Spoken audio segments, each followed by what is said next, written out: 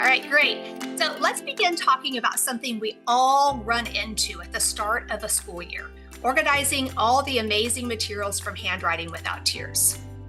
Now, our handwriting curriculum includes fun, hands-on tools like wood pieces, Rololo, the Stamp and See screen, our chalkboards, and our magnetic boards. Now, whether you have all of these or just a few, keeping them organized can sometimes be a little bit of a challenge. Don't be shy. Now, to get us started, Paula and I like to keep things simple with bins, trays, and other organizers that help materials stay neat and easy to grab. So I'm going to start with the wood pieces.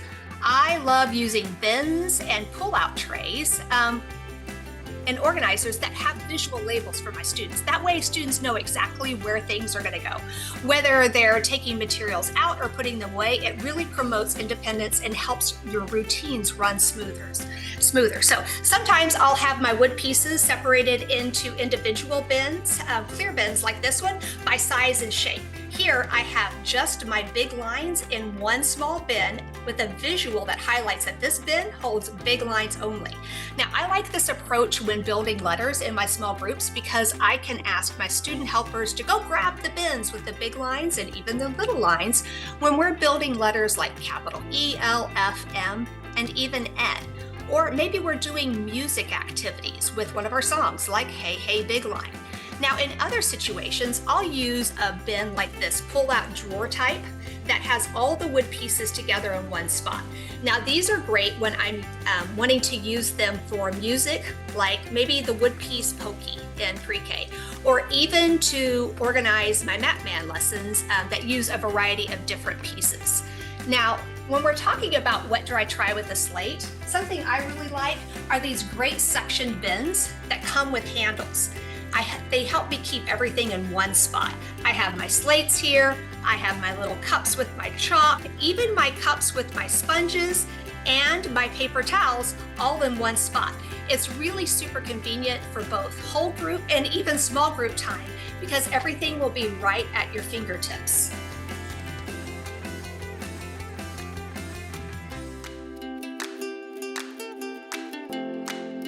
If you're teaching preschool or transitional kindergarten or you're just using our Rololo letters activity, you know how tricky it can be to keep all those letter and number cards organized and easy to grab.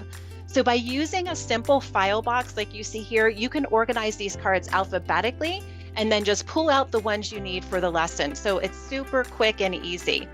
And then another great idea, I want you to look on the right-hand side. Try using a file folder or letter organizers to store your blackboards. And here's a little insider tip.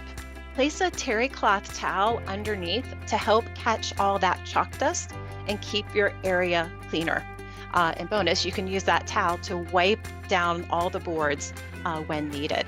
So I'm going to stop sharing just one moment again, and I want to show you one other simple thing that I love to do with wet, dry, try stuff.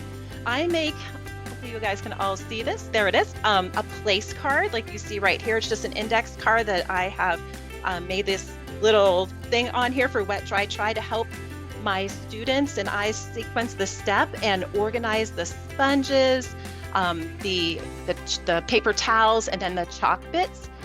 Right here, and you can put the little pieces right there in the circles, or you can plop them in these little condiment cups and put them right there, so it becomes very, very easy to organize. So that's one of my favorite things. I love using small magnetic containers, but especially when they come with ventilation holes. You know what I'm talking about with those wet sponges, right? So magnetic containers that will stick to my whiteboards like these, right?